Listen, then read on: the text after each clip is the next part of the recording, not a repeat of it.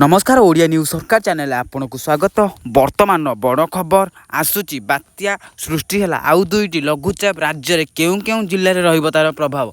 आपन जदि वीडियो प्रथम करके देखुछन वीडियो को लाइक करबा सहित चैनल को सब्सक्राइब करी पाखरे थिबा बेल आइकन टी को दबाई दियंतो। सर्वप्रथम आम वीडियो देखिबा पई चलंतु नजर पकाइबा खबर उपरे। राज्य में एबे मौसमी सक्रिय रहितिबा बेले बंगोपसागर रे दाना बांधुची पुणी एक लघुचाप आगामी 24 घंटा मध्य उत्तर बंगोपसागर मध्य बात्या वाफा एक घूर्णिबलय रूप में प्रवेश करिबार संभावना रही। एहार प्रभाव में परवर्ती 48 घंटा मध्य उत्तर बंगोपसागर अंचल एक लघुचाप क्षेत्र सृष्टि होबार संभावना रही। आसंता काली सुधा घूर्णिबलय सृष्टि होई लघुचाप रूप नेब।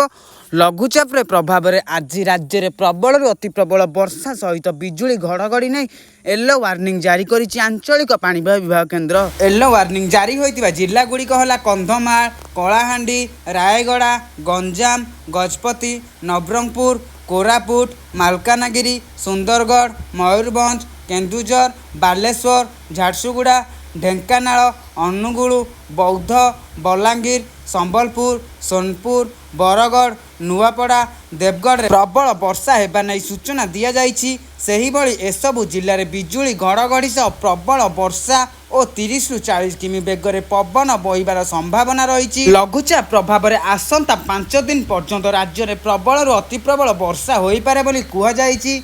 एनै मत्स्यजीवी मानकु समुद्र को जीवा पाई बारण करिसेंति आंचलिक पाणीपाग विभाग केन्द्र।